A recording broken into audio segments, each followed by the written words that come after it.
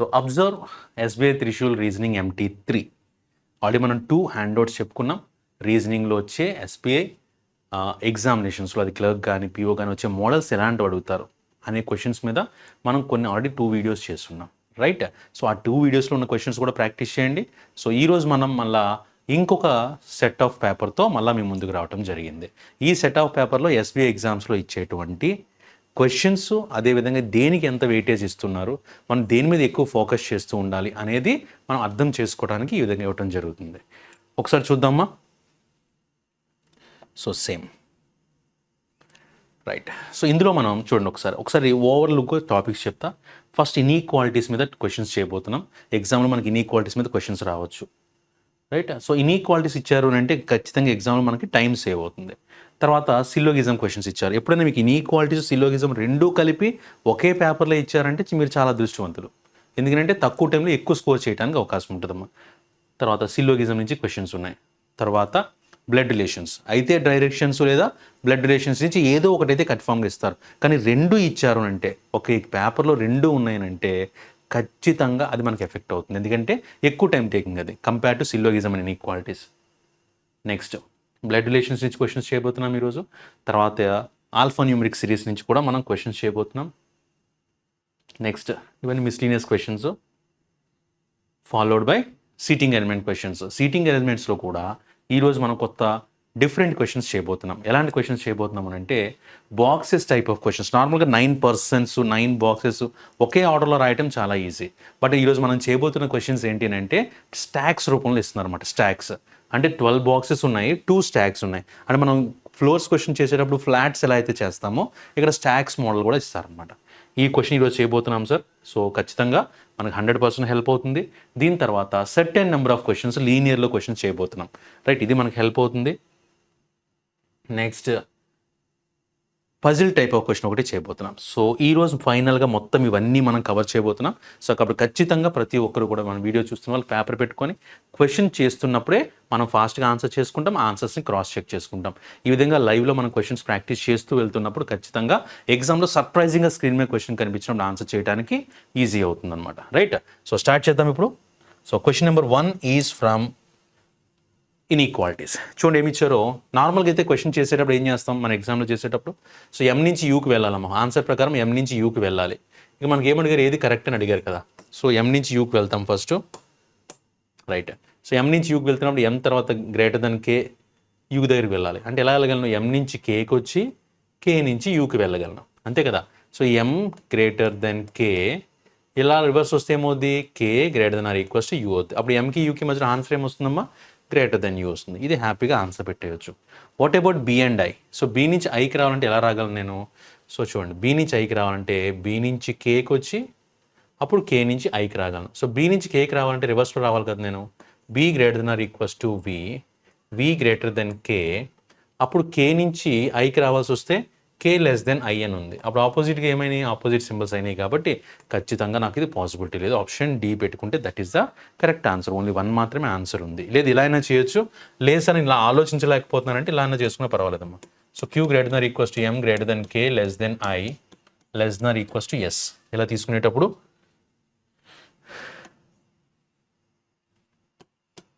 ఇలా తీసుకున్నా. తర్వాత దీనికి లింక్గా A నుంచి UK ఇక్కడ కలిపాయి కాబట్టి ఇక్కడ రాసుకుంటున్నా.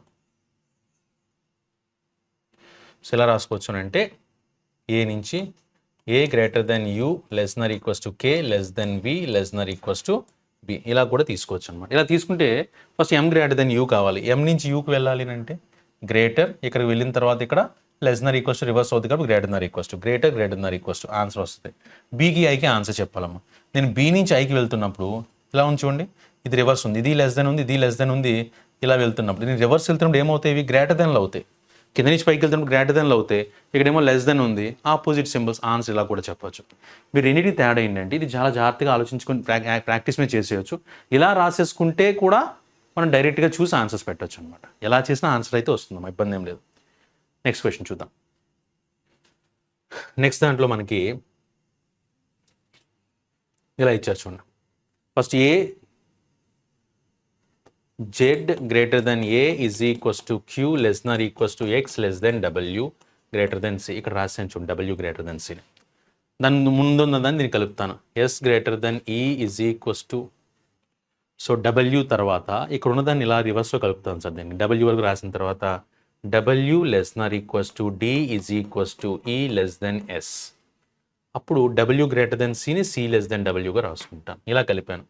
తర్వాత R F D V G, R less than F less nor equals to D greater than V equal to G. ఇది నార్మల్గా వాళ్ళు ఇచ్చిన ఈక్వేషన్ అన్నది. ఇది నార్మల్గా వాళ్ళు ఇచ్చిన ఈక్వేషన్. ఫస్ట్ ఏకి జీకి ఆన్సర్ కావాలి.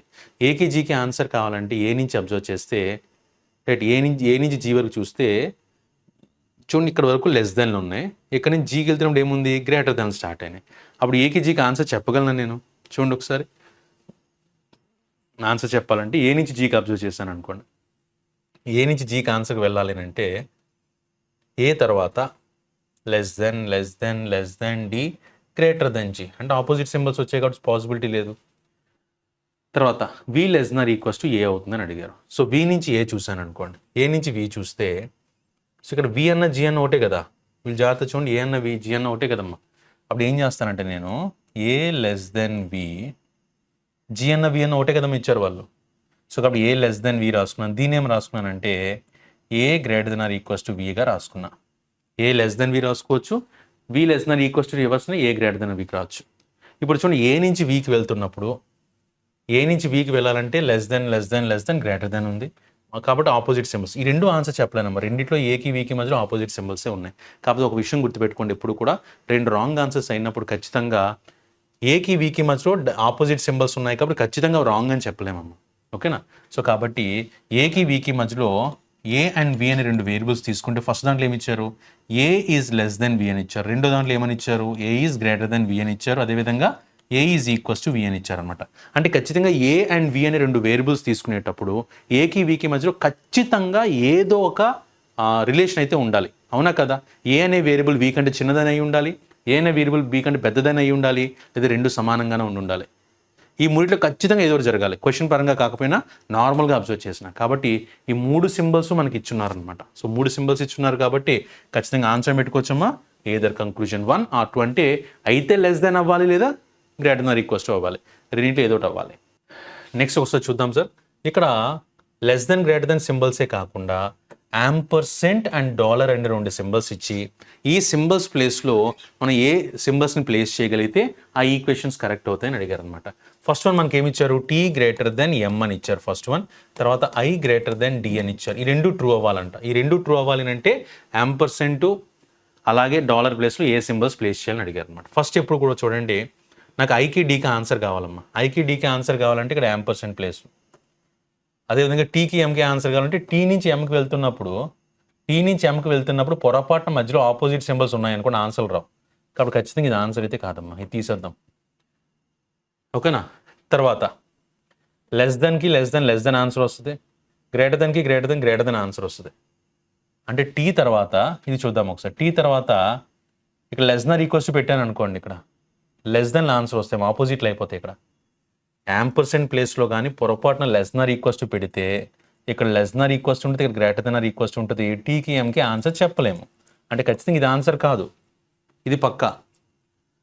ఇక్కడికి వద్దాం. ఇక్కడ టీ తర్వాత ఎంకి మధ్యలో టీ ఇక్కడ గ్రేటర్ దెన్ ఈక్వల్స్ టు పెట్టాను, ఇక్కడ గ్రేటర్ దెన్ పెట్టాను. ఏమవుద్ది, టీ గ్రేటర్ దెన్ ఎం అవుద్ది. ఇది ఓకే. మళ్ళీ ఏమవ్వాలి, ఐ గ్రేటర్ దెన్ డి కూడా హోల్డ్ అవ్వాలి. ఐ గ్రేటర్ దెన్ డి అంటే ఏంటి, డి లెస్ దెన్ ఐ అనే కదా. అంటే ఇక్కడ గ్రేటర్ దెన్ పెట్టుకున్నాను అనుకోండి, వీడు పెట్టిన గ్రేటర్ దెన్ ఇక్కడ పెట్టుకున్నాను అనుకోండి. ఇక్కడ పెట్టుకుంటే ఏమవుతుంది, ఆపోజిట్ సింబల్స్ అవుతాయి. సో కాబట్టి ఛాన్స్ లేదు. అంటే గ్రేటర్ దెన్ ఈక్వల్స్ టు పెట్టినా ఛాన్స్ లేదమ్మా. ఈ రెండు సింబల్స్ చూద్దాం. సపోజ్ ఇక్కడ ఈక్వల్ టు పెట్టుకున్నాను, ఇక్కడ వి పెట్టినా, ఇక్కడ గ్రేటర్ దెన్ పెట్టుకున్నా.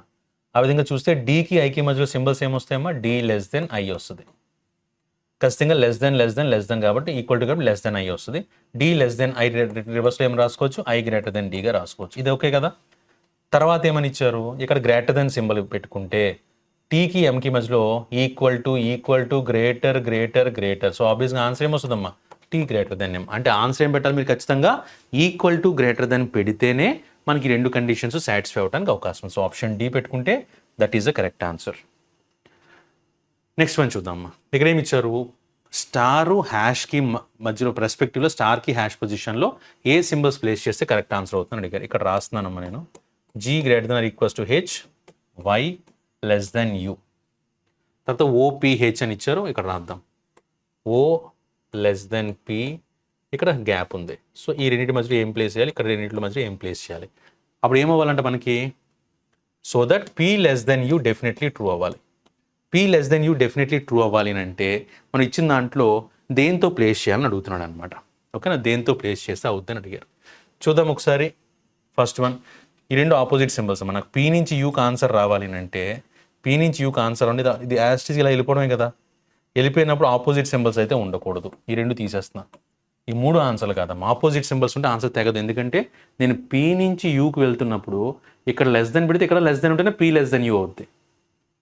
అర్థమైంది? ఇక్కడ రెండు ఆపోజిట్ సింబల్స్ పడ్డాయంటే ఆన్సర్ అవుతుంది. కాబట్టి ఈ మూడు అయితే ఆన్సర్ కాదు. Equal to greater than, suppose ఇక్కడ ఈక్వల్ టు ఇక్కడ ఈక్వల్ టు పెట్టుకున్నాను అనుకోండి, అంటే P ఈజ్ ఈక్వల్స్ టు ఇక్కడ గ్రేటర్ దెన్ వస్తుంది.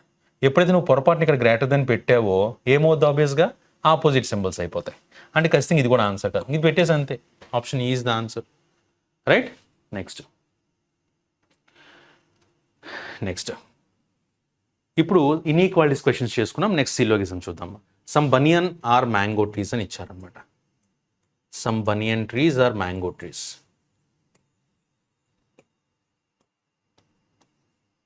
Some banyan trees are mango trees. Only mango trees are maple trees. అంటే ఖచ్చితంగా ఈ మ్యాపుల్ అనేది ఓన్లీ మ్యాంగోకి మాత్రమే సంబంధించినది, మరి ఎవరికి కాదు అని మీనింగ్ అనమాట. అంటే ఈ మ్యాపుల్ అనేది ఇలా రెస్ట్రిక్షన్లు పెడతాం, ఇది ఇంకా ఎవరితోని రిలేషన్ ఉండకూడదు అనమాట దానికి. తర్వాత no banyan trees are neem trees అని ఇచ్చారు. సో ఎటువంటి బనియన్ ట్రీ కూడా నీమ్ ట్రీ కాదు. ఎటువంటి బనియన్ ట్రీ కూడా నీమ్ ట్రీ కాదు. ఇది మనకి ఇచ్చిన conditions. First one, some maple trees are not neem trees అని ఇచ్చారు.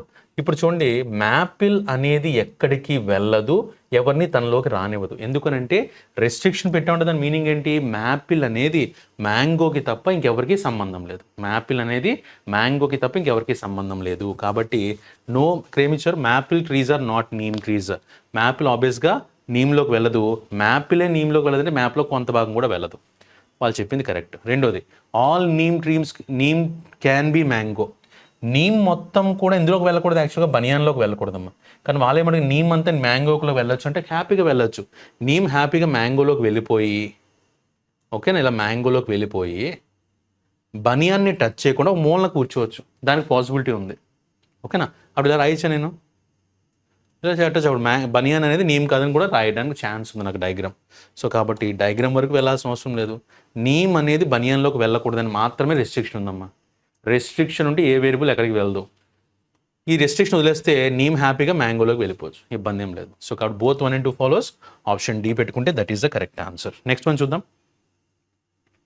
A few Dolo are paracetamol అని ఇచ్చారు. అ ఫ్యూ అంటే సమ్ అనమాట. Few Dolo are paracetamol. తర్వాత all paracetamol are azithromycin. Only a few azithromycin are norflox. ఇక్కడ నార్ఫ్లాక్స్ అనే దాన్ని కొంత మాత్రమే దీంతో లింక్ ఉంది అన్నమాట. దీంట్లో కొంత పార్ట్ మాత్రమే దీంతో లింక్ ఉంది. రైట్. ఫస్ట్ వన్ చూద్దాం. All norflox can be Dolo. Norflox అనేది ఇక్కడ ఉంది, డోలో అనేది ఇక్కడ ఉంది. అసలు రెండింటికి ఎటువంటి సంబంధం ఉందా అంటే అసలు ఏ సంబంధం లేదు. When there are 0% relation between the variables, 100% possibility will comes. So కాబట్టి ఖచ్చితంగా ఆప్షన్ 1 అనేది ఆన్సర్గా తీసుకోవచ్చు. ఎందుకంటే నార్ఫ్లాక్స్ అనేది ఇక్కడికి వెళ్ళకూడదని ఎటువంటి కండిషన్ లేదు. రెండోది, సమ్ నార్ఫ్లాక్స్ ఆర్ నాట్ అజిత్రోమైసిన్. నార్ఫ్లాక్స్లో కొంత భాగం అజిత్రోమైసిన్లోకి వెళ్ళకూడదు. ఇప్పుడు చూడండి, నార్ఫ్లాక్స్లో కొంత భాగం అజిత్రోమైసిన్లోకి వెళ్ళకూడదని చెప్తున్నారు. కానీ క్వశ్చన్లు ఏమి ఇచ్చారు? ఓన్లీ ఎఫ్ యూ అంటే అజిత్రోమైసిన్లో కొంత భాగం నార్ఫ్లాక్స్లో వెళ్ళకూడదు. సమ్ నాట్ ఎప్పుడు కూడా ఒకవైపే ఆన్సర్ తీసుకురాగలం తప్ప నెక్స్ట్ వెనక నుంచి ఆన్సర్ రాదనమాట. సో కాబట్టి ఓన్లీ 1 ఫాలోస్. ఆప్షన్ ఏ పెట్టుకుంటే that is the correct answer. Next, no black pencil are blue pen.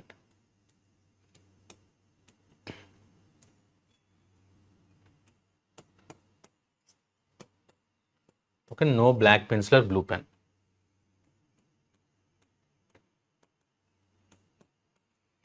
ఇలా ఇచ్చారు. Only few brown pen are black pencil.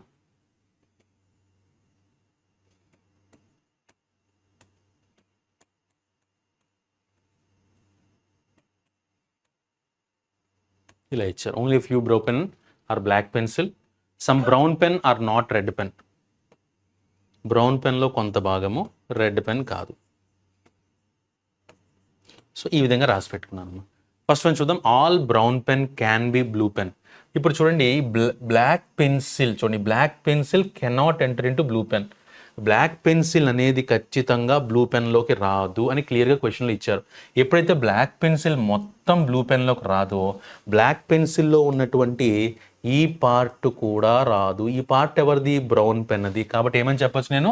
Brown పెన్లో ఉన్నటువంటి కొంత భాగము ఇందులోకి రాదు. ఎప్పుడైతే బ్రౌన్ పెన్లో ఉన్నదానికి రిస్ట్రిక్షన్ పెట్టానో, ఇప్పుడు చెప్పండి, బ్రౌన్ పెన్ మొత్తాన్ని నేను బ్లూ పెన్లోకి తీసుకురాగలనా? తీసుకురాలను. ఎందుకంటే బ్రౌన్ పెన్ మొత్తం తీసుకొస్తున్నప్పుడు ఈ రెస్ట్రిక్టెడ్ పార్ట్ కూడా వస్తుందన్నమాట.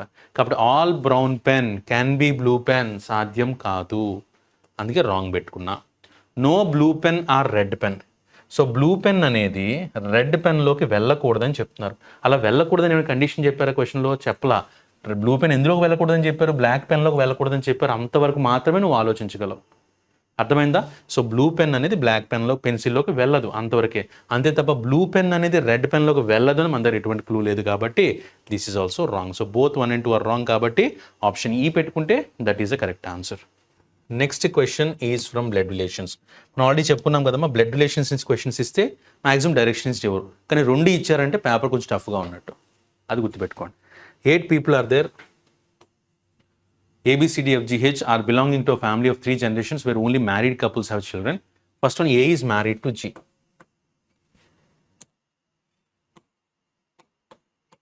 A is married to G. G, who is the father of only H and F. G, who is the father of only H and F. H and F అనే వాళ్ళకి మాత్రమే ఆయన father అంట. Both are married. H and F కూడా married అయ్యింది.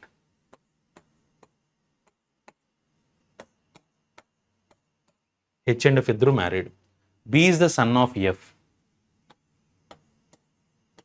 B is the son of F. E is the only child of C. E is the only child of C అని ఇచ్చారనమాట. So ఖచ్చితంగా E is the only child of C ఇక్కడే రాయగలం.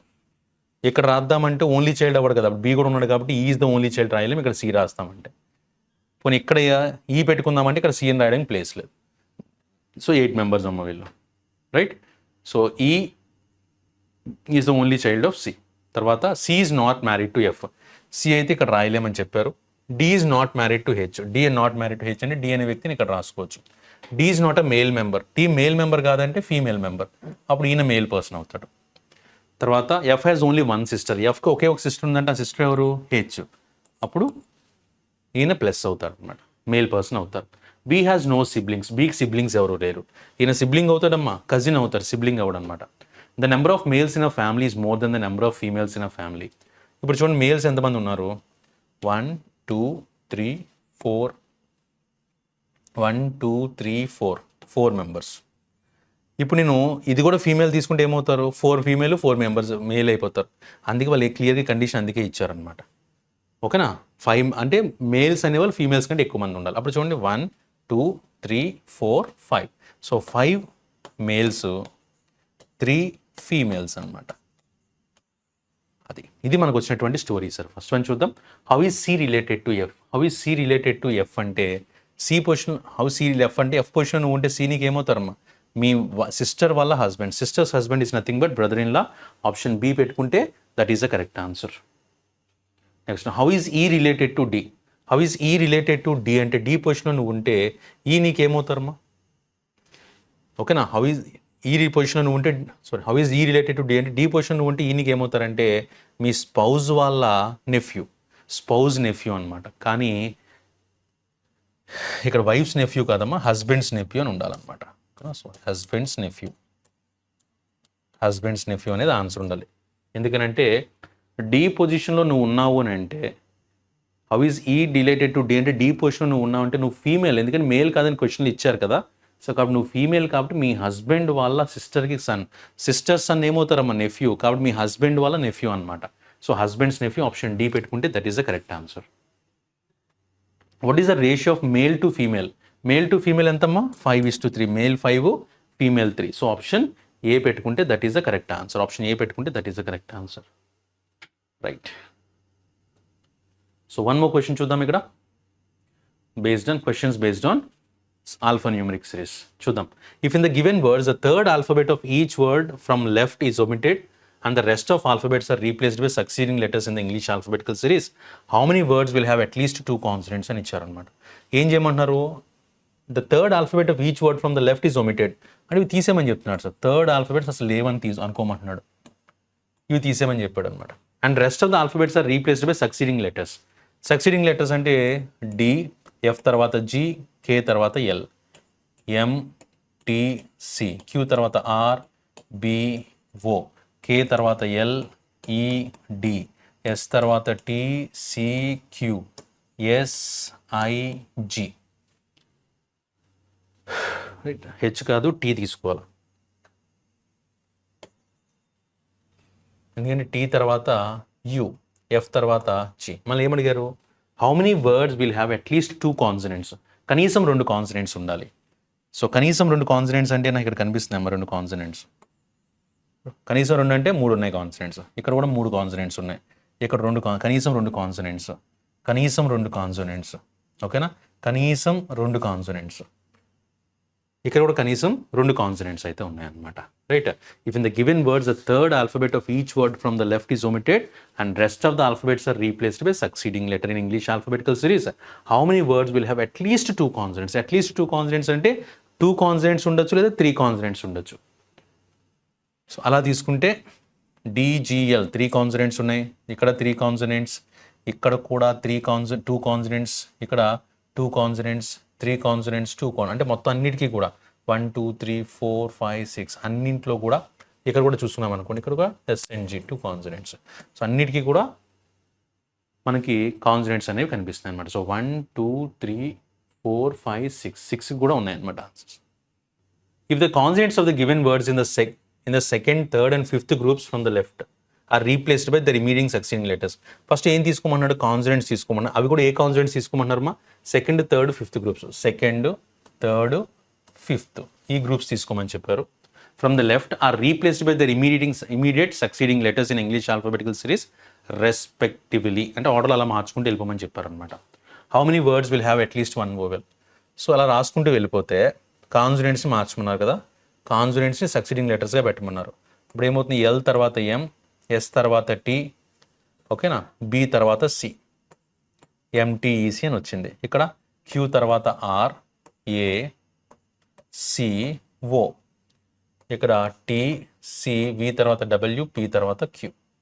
ఇలా రాసుకుంటే how many words will have at least 1 vowel, at least ఒక oval అన్న ఉన్నది ఎన్ని ఉన్నాయని అడిగారు. అట్లీస్ట్ 1 వోవెల్ అన్న ఉన్నది ఎన్ని ఉన్నాయి, 1 2 ఉన్నాయి. కాబట్టి ఆప్షన్ ఏ పెట్టుకుంటే that is the correct answer. Next, if the third alphabet from the left of each words is replaced by succeeding letters. If the third alphabet from the left of each words అంటే ఏంటున్నాయి, ఇలా third letters అన్ని ప్రతి word, if the third alphabet from left of each words is replaced by succeeding letter in English alphabetical series, how many such words will be formed which will have at least 1 letter V. ఓకేనా, కనీసం ఒక letter V వచ్చేది ఎన్ని ఉంటాయని అడిగారు. ఇప్పుడు చూడండి, యూకి విగా ఇది విగా మారుతుంది, ఇదేమో ఎఫ్గా మారుతుంది. ఛాన్స్ ఉందా అంటే యూ ఎక్కడ ఉందే అది మారుతుంది కదా. ఓకేనా, థర్డ్ లెటర్ని మారిస్తా అని చెప్పారమ్మా, సక్సీడింగ్ లెటర్గా వర్డ్స్ రీప్లేస్డ్ బై. అప్పుడు ఇదేమవుతుంది, డబ్ల్యూ అవుతుంది. అసలు వి ఉన్నది ఇంకేమైనా ఉన్నాయా, లేదు. కాబట్టి ఖచ్చితంగా ఒకటి మాత్రమే పాసిబుల్ ఉంది. ఆప్షన్ ఏ పెట్టుకుంటే that is the correct answer. Right. If in the word ఇలా ఇచ్చారు చూడండి, 7 8 9 2 6 4 9 0 2 1 the positions of the first and second digits are interchanged. ఈ విధంగా నెంబర్స్ అన్నిటిని ఇంటర్చేంజ్ చేయమని చెప్పారు sir. Positions of the third and fourth digits are interchanged and so on till the positions of 9th and 10th digits are interchanged. Then which digit will be fifth from the left hand? 1 2 3 4 5. ఇక్కడ యాక్చువల్గా ఈ పొజిషన్లోకి ఏమొస్తుందమ్మా, 4 ఇక్కడికి వస్తుంది కాబట్టి 4 వస్తుంది. So కాబట్టి option A పెట్టుకుంటే that is the correct answer. Next, ఇందులో ఏది ఆడ్గా ఉందని అడిగారు. విచ్ వన్ ఈస్ డిఫరెంట్ అని ఇచ్చారన్నమాట. బీజీఈహెచ్ అంటే 2 + 5 7 - 2 5 + 3 ఇది ఆర్డర్ అనమాట. నెక్స్ట్ వైడిబిఈ ఇలా తీసుకుంటే 25 + 5 30 సరిపోతుంది. 2 4 - 2 2 2 + 3 5 ఇది కూడా యాస్టీస్గా ఉంది. ఎన్ఎస్క్యూటీ 14 ప్లస్ 5 19, 19 మైనస్ 2 17, 17 ప్లస్ 3 20. పైన ఏ ఇబ్బంది లేదమ్మా. ఫోర్త్ చూద్దాం, WBYC. ఇందులో అబ్జర్వ్ చేస్తే 23 20, ఇక 23 28 అంటే ప్లస్ 5 సరిపోయింది. 28 25 అంటే -3. 28లోంచి 3 తీస్తే 25 అనమాట. కానీ ఇక్కడ -2 రావాలి, -3 వచ్చింది కాబట్టి ఖచ్చితంగా ఇది మిగతా 4తో కంపేర్ చేస్తే డిఫరెంట్గా ఉందని చెప్పొచ్చు. రైట్. సో నెక్స్ట్ క్వశ్చన్ చూద్దాం. So next question based on seating arrangements. ఎలా ఇచ్చినా చూద్దాం. 12 boxes are there ABCDFGHIJKL are kept in 2 stacks X and Y. Xకి Yకి మధ్యలో పెట్టున్నారు. Such that the box X is to the east of stack Y అని ఇచ్చారనమాట. ఓకేనా? అంటే వాళ్ళు ఎలా చెప్తున్నారు అంటే Y ఇక్కడ ఉంటే X ఇటువైపు ఉండాలి, మొత్తానికి ఈ విధంగా రావాలి. There are 6 boxes in each row, 2 stacks such that bottommost box is numbered 1 and topmost box is numbered 6. The dimension of each box is same.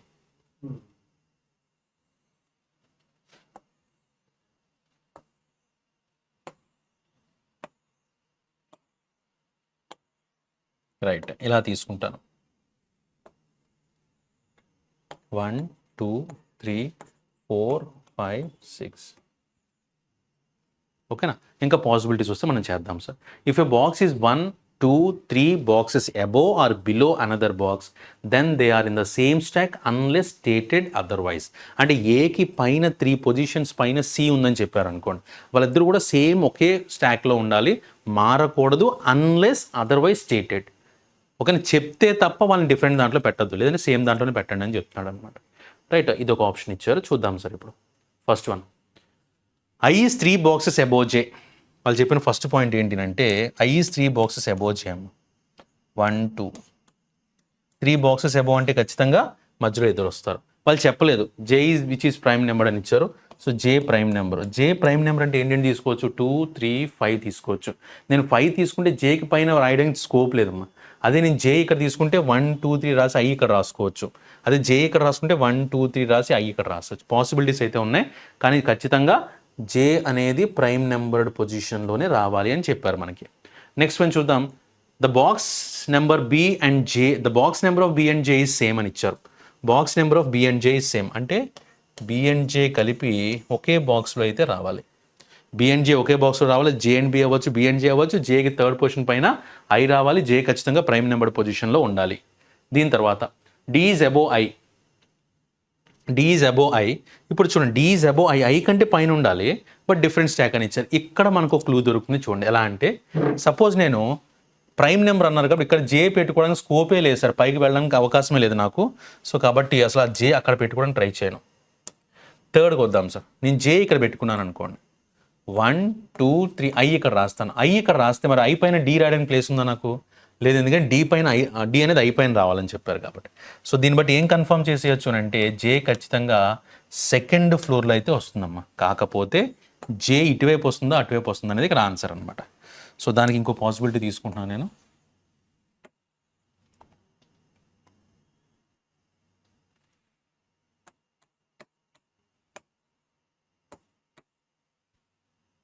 ఇలా తీసుకున్నా.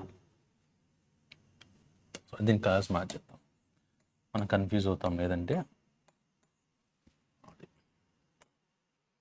చూద్దాం. ఇప్పుడు ఖచ్చితంగా J అయితే ఇక్కడ ఈ కేసులో వైలో తీసుకున్నా, ఈ కేసులో Jలో ఏమని Xలో తీసుకున్నా. సో పైకి రాసుకుంటే 1 2 I ఇక్కడ రాసుకుంటా. Iకి పైన D ఉండాలి, బట్ డిఫరెంట్ దాంట్లో ఉండాలి. J పక్కన B రావాలి, ఇక్కడ కూడా J పక్కన B రావాలి. Jకి 1 2 3 పైన I రావాలి, I పైన D ఉండాలి. I అండ్ D అనే వాళ్ళు డిఫరెంట్గా ఉండాలి. తర్వాత H is 3 boxes below A. H is 3 boxes below A. 1 2 3. 3 boxes below అంటే మధ్యలో ఇద్దరే ఉండాలి, అది పాయింట్ గుర్తుపెట్టుకోండి. H is 3 boxes below A but in different stock. వీళ్ళిద్దరు కూడా డిఫరెంట్ స్టాక్లో ఉండాలి. ఇది ఒక పాయింట్ ఇచ్చారు మా. Next C is below H but in different stock. C is below H అంటే మళ్ళీ H కింద C రావాలి. ఇంకా ఇది ఉపయోగించవచ్చు, అలాగే చెప్తాను చూడండి. ఫస్ట్ ఇక్కడ A తీసుకున్నాను అనుకోండి, A ఇక్కడ తీసుకుంటే 1 2 తర్వాత H రాయాలి, H రాయడానికి ప్లేస్ లేదు. ఇంకా కింద తీసుకుంటే H తర్వాత C రాయడానికి ప్లేస్ ఉండదు, కాబట్టి ఖచ్చితంగా A ఇక్కడ తీసుకో. A తర్వాత 2 పొజిషన్స్ తర్వాత H రావాలి, కానీ డిఫరెంట్లో రావాలి. H తర్వాత C రావాలి, అది కూడా డిఫరెంట్లో రావాలి. చెప్పారు చూడండి. C is below H but in different stack. ఈ కేసులో ఇది. ఇక్కడికి వస్తే ఏ ఇక్కడ తీసుకున్నాను అనుకోండి, 1 2 వదిలేసి హెచ్ ఇక్కడ రాయొచ్చు. అప్పుడు హెచ్ తర్వాత సి రాసుకోవడానికి ఛాన్స్ ఉంది, అది కూడా డిఫరెంట్ దాంట్లో రాయాలి. Next the box number of ఈ అండ్ కే ఈజ్ సేమ్. ఈ అండ్ కే సేమ్ అవ్వాలి అంటే నాకు రెండు ఒకే దగ్గర రాయడానికి ఎక్కడ ఖాళీ ఉంది, ఇక్కడ మాత్రమే ఖాళీ ఉంచండి.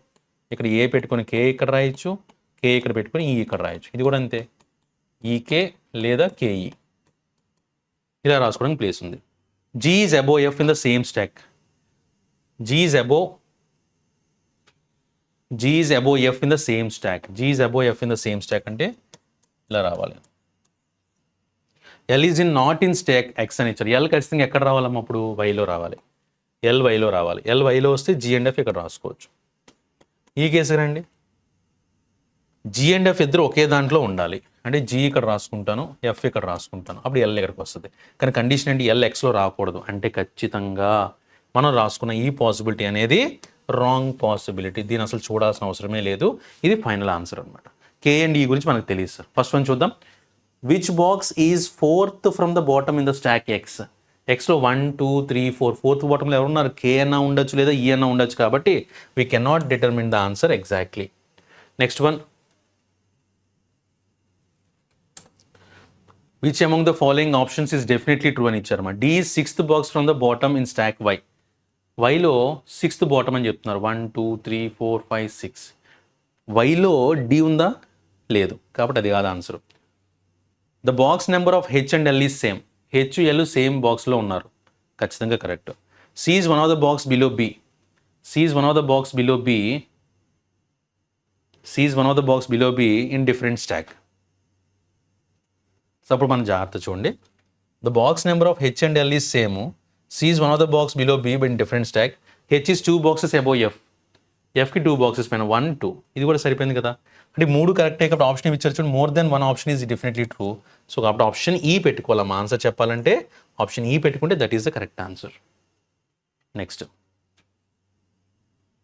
Which box can be 3 boxes above J in different stack. 3 boxes above J, 1 2 3 different box G. So G అనేది ఆన్సర్ అవుతుంది, ఎందుకంటే పైన ఉండాలి కానీ డిఫరెంట్ స్టాక్ అన్నారు. సో కాబట్టి జేకి 1 2 3 పైన ఉంది కానీ డిఫరెంట్ స్టాక్ అంటే జీ అనమాట. నెక్స్ట్ వన్,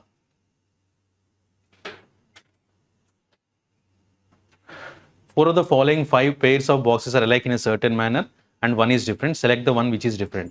A D అనే వాళ్ళు ఒక దగ్గర ఉన్నారు. B and G డిఫరెంట్గా ఉంది. E and K ఒకే దాంట్లో ఉన్నారు. L and H ఒకే దాంట్లో ఉన్నారు. C and F దాంట్లో ఉన్నారు. అంటే ఖచ్చితంగా ఏది డిఫరెంట్గా ఉంది, B and G డిఫరెంట్గా ఉంది కాబట్టి ఆప్షన్ B పెట్టుకుంటే that is the correct answer. Next,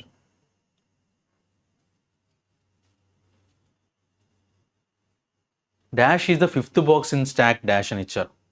I is the 5th box in stack X. I is the 5th box in stack X. అవునా, కాదు.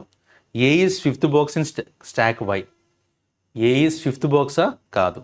A is 5th box in stack X, అది కూడా కాదు. G is 5th box in stack Y, అది కూడా కాదు. I is 5th box in stack Y, ఇది correct అవుతుంది. సో అక్కడ ఆప్షన్ ఈ పెట్టుకుంటే ఆన్సర్ కరెక్ట్ అవుతుంది. అక్కడ ఉన్న ఆప్షన్స్ ప్రకారం చేసుకుంటూ వెళ్ళాం. That's it. So now we go with one more question, that is certain number of questions. So certain లో లీనియర్ క్వశ్చన్ అడిగారు, చూద్దాం.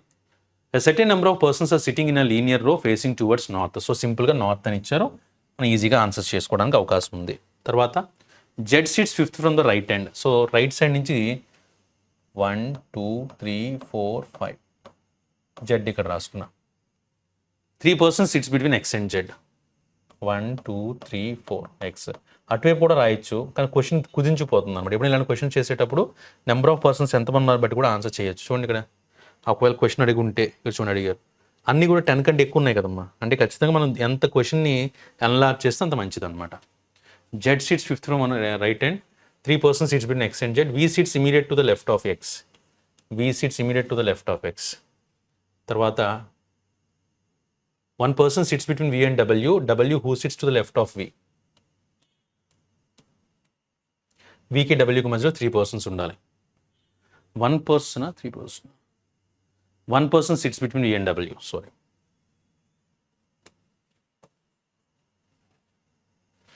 సో వీకి డబ్ల్యూకి మధ్యలో 1 person ఉండాలి, అది కూడా వీకి లెఫ్ట్లో ఉండాలి. W who sits to the left of V. The number of persons sitting between V and Z is 1 less than the number of persons sitting between V and T who sits to the left of V. ఇది condition ఇచ్చారు. వీకి left సైడ్లో tea ఉండాలంట, వీకి టీకి మధ్యలో ఎంతమంది అయితే ఉంటారో వాళ్ళు వీకి జెడ్ కంటే ఉన్నదానికంటే ఒకటి ఎక్కువ ఉండాలి. సో చూద్దాం ఒకసారి. వీకి జెడ్కి మధ్యలో ఎంతమంది ఉన్నారు? 4 మెంబర్స్ ఉన్నారమ్మా. వీకి జెడ్కి మధ్యలో 4 మెంబర్స్ ఉన్నారు అంటే వీకి టీకి మధ్యలో 5 మెంబర్స్ ఉండాలి. అప్పుడు వీకి టీకి మధ్యలో 5 మెంబర్స్ వస్తారు. తర్వాత T who sits to the left of V. T sits second from the left hand అని ఇచ్చారు. T sits second from the left hand. U sits to the immediate right of T. U sits to the immediate right of T. That's it. ఇదే question ఇచ్చారు sir మనకి. చాలా simple question ఇచ్చారు. First one, how many persons sits between W and Z. డబ్ల్యూకి జెడ్కి మధ్య ఎంతమంది ఉన్నారంటే 1 2 3 4 5 6 members are there. Option C పెట్టుకుంటే that is the correct answer.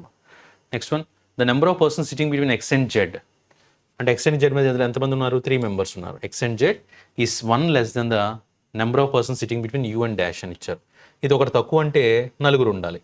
అప్పుడు యూకి ఎవరికి మధ్యలో 4 ఉన్నారని చెప్తున్నారు. సో యూకి ఎవరికి మధ్యలో 4 ఉన్నారు? ఇటువైపు రాయలేం కాబట్టి యూకి వీకి మధ్యలో 4 ఉన్నారు. సో అక్కడ ఆప్షన్ బి పెట్టుకుంటే that is the correct answer. How many persons sits in the రో అని ఇచ్చారు. ఎంతమంది ఉన్నారు? 3 6 9 12 15 + 2 17. So total 17 members are there in that row. Which of the following statements are incorrect అని ఇచ్చారు. First one, even number of persons sits between T and X. టీకి X మధ్యలో even number of persons 1 2 3 4 5 6. So టీకి X మధ్యలో 6 members ఉన్నారు. మళ్ళీ ఏమడిగారు? ఏది incorrect అని అడిగారు. అది కరెక్ట్ కదా. More than 7 persons sits between V and Z. వీకి జెడ్కి మధ్యలో మోర్ దెన్ 7 ఉన్నారంట. ఇది రాంగ్ అవుద్ది. తర్వాత Z is 7th to the right of W. 1 2 3 4 5 6 7. ఇది కరెక్టే. అంటే వాళ్ళు ఇచ్చిన దాని ప్రకారము ఇది కరెక్ట్ అవుతుంది, ఇది కరెక్ట్ అవుతుంది. రాంగ్ ఏంటి? ఇది మాత్రమే. కాబట్టి ఓన్లీ 2 పెట్టుకుంటే that is the correct answer. Option C. Who sits 6th to the left of X. 1 2 3 4 5 6 ఎవరున్నారు? యూ. ఆప్షన్ సి పెట్టుకుంటే that is the correct answer. 9 persons Bhoomi, Riya, Sam, Priya, Payal, Jyoti, Jiya, Ishita and Yug study in 3 different schools among అని చెప్పి మనకు schools ఇచ్చారన్నమాట. First DPS అనే school ఇచ్చారు, తర్వాత ABC అనే స్కూల్ ఇచ్చారు, కేయుబి అనే స్కూల్ ఇచ్చారు అనమాట. మొత్తం 9 పర్సన్స్ని ఈ 3 స్కూల్స్లో మనం అకామిడేట్ చేయాలి. At least 2 and utmost 4. అంటే అట్లీస్ట్ 2 ఉండాలి, 4 ఉండాలి. అంటే ఏంటంటే ఉండొచ్చు 2 ఉండొచ్చు, 3 ఉండొచ్చు, 4 ఉండొచ్చు. అలా అయితే 9 మెంబర్స్ అవుతారు. అలా కాకుండా మనకి ఎలా పాసిబిలిటీ రాయగలము? 3 3 3 రాయొచ్చు. ఇది ఒక పాసిబిలిటీ ఉంది. మొత్తం 3 ముగ్గురు పెట్టచ్చు. కానీ వాళ్ళు ఏమి ఇచ్చారు? అట్లీస్ట్ 2 ఉండాలి. అట్లీస్ట్ 2 అంటే 3 ఉండొచ్చు. అట్మోస్ట్ 4 ఉండాలి, అప్పుడు కూడా 3 ఉండొచ్చు. అంటే అందరూ 3 పర్సన్స్ రాయొచ్చు, లేదా ఒకరు 2, ఒక దాంట్లో 3, ఒక దాంట్లో 4 ఇలా కూడా రాయడానికి ఛాన్స్ ఉందన్నమాట. ఫస్ట్ వన్ చూద్దాం sir. Payal, Jiya, Jyoti study in different schools. అంటే వీళ్ళు ముగ్గురు 3 డిఫరెంట్ స్కూల్స్లో చదవాలి. ఓకేనా? పాయల్, జియా, జ్యోతి వీళ్ళు ముగ్గురు కూడా 3 డిఫరెంట్ స్కూల్స్లో రావాలి. ఒక ముగ్గురు 3 డిఫరెంట్ స్కూల్స్లో రావాలి అనేది రాసుకున్నాం. తర్వాత ప్రియా స్టడీస్ ఇన్ ఏబీసీ. ఇక్కడ ఒక క్లారిటీ ఇచ్చేస్తారు. ప్రియా స్టడీస్ ఇన్ ఏబీసీ అనమాట. Only 2 persons study in ABC. అంటే ఇంకంతే. ఈ పర్సన్ ఒకరు కదమ్మా, దీంతోపాటు ఇంకో పర్సన్ ఉండాలి. డోర్ క్లోజ్ అయిపోయింది. ఇంకా ఏబీసీ అనే స్కూల్లో ఇంకెవరిని ప్లేస్ చేయలేం. కాబట్టి ఖచ్చితంగా పాయల్, జియా, జ్యోతిలో ఎవరో ఒకరు ఇందులో ఉండడానికి ఛాన్స్ ఉందన్నమాట. తర్వాత Riya and Ishita study in same school. So Riya, Ishita ఇద్దరు కూడా సేమ్ స్కూల్ అయ్యి ఉండాలి. తర్వాత Bhumi and Sam study in the same school. Bhumi and Sam వీళ్ళిద్దరూ కూడా సేమ్ స్కూలే. Bhumi and Sam study in the same school but not with Riya. అంటే భూమి నాట్ విత్ రియా అని ఇచ్చారు. భూమి అనే అమ్మాయి, రియా అనే అమ్మాయి ఇద్దరు ఒకే స్కూల్ అయితే కాదు. తర్వాత Yug studies neither in the school as Sam nor in DPS. So Yug అనే వ్యక్తి అయితే ఇక్కడ రాడు సార్. ఇది కన్ఫర్మ్ చేశారు. యుగ్ అనే వ్యక్తి ఇక్కడ రాడు. అదేవిధంగా యుగ్ అనే వ్యక్తి ఎవరితో చదవడం చెప్తున్నారు? యుగ్ అనే వ్యక్తి శామ్తో కూడా కలిపి చదవడు. ఓకేనా? వీళ్ళిద్దరైతే కలిసి ఉండరు. తర్వాత neither Jiya Nar Jyothi studies in ABC. Jiya కాదు జ్యోతి కాదు అంటే ఏబీసీలో, అంటే ఇంకెవరు అవుతారు? పాయల్ కదా అవుతుంది ఏబీసీలో. సో ఇక్కడ పాయల్ తీసుకున్నా, ఇక్కడ పాయల్ రాసుకున్నాను, ఎందుకంటే వీళ్ళ ముగ్గురు 3 డిఫరెంట్ స్కూల్స్. జియా జ్యోతి ఇద్దరు ఏబీసీ కాదంటే ఖచ్చితంగా పాయల్ అక్కడ ఫిక్స్ చేయొచ్చు. Jiya does not study in the same school as Riya. Jiya and Riya ఇద్దరు కూడా సేమ్ స్కూల్ అయితే కాదు.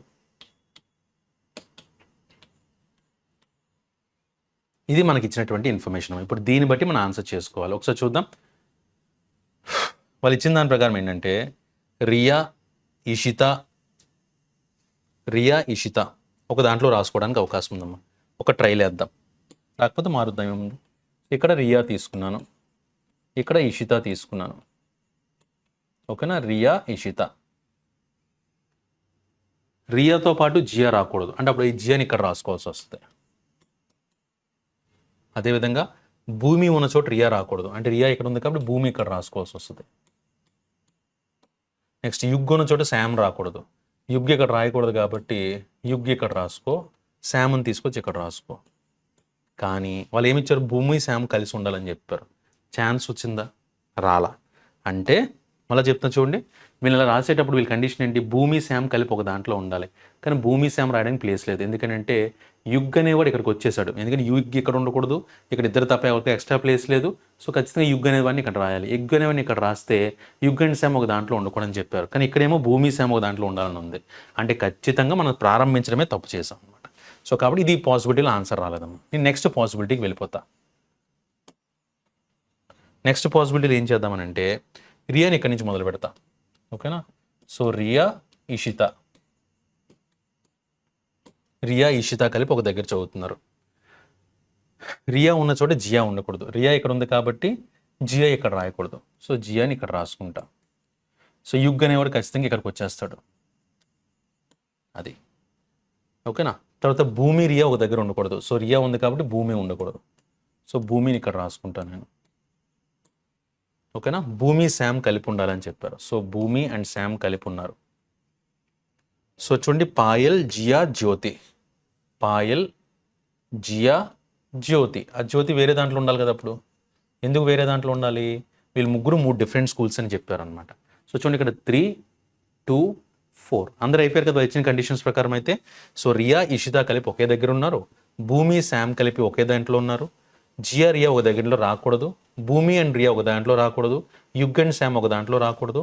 ఇవి కండిషన్స్ అనమాట. సో మనకు ఫైనల్గా వచ్చిన అరేంజ్మెంట్ అయితే ఇది.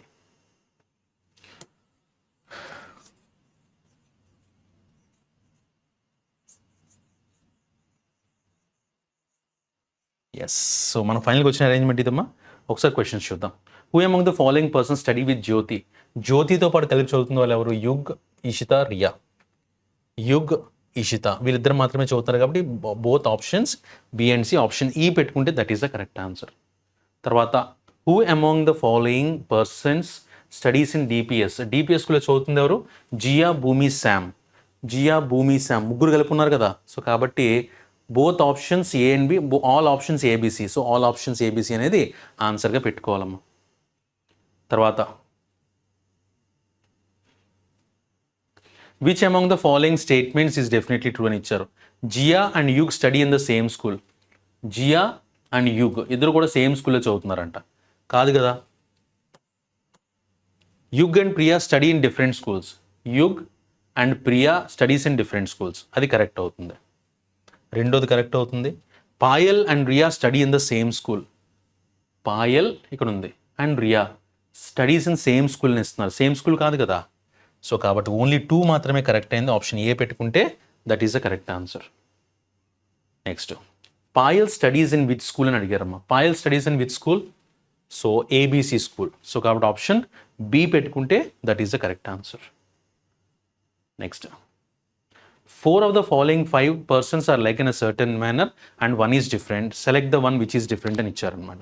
4 of the following 5 persons అని ఇచ్చారు. ఫస్ట్ రియా, ఇషిత, యుగ్. రియా, ఇషిత, యుగ్ అండ్ జ్యోతి వీళ్ళు నలుగురు ఒకే స్కూల్లో చదువుతున్నారు. అందుకే ఇచ్చాడు రియా, ఇషిత, యుగ్, జ్యోతి వీళ్ళంతా ఒక స్కూల్లో చదువుతున్నారు. శామ్ అనే వాళ్ళు వీళ్ళతో చదవట్లా కాబట్టి ఆ శామ్ అనేది డిఫరెంట్గా ఉందని చెప్పుకోవచ్చు.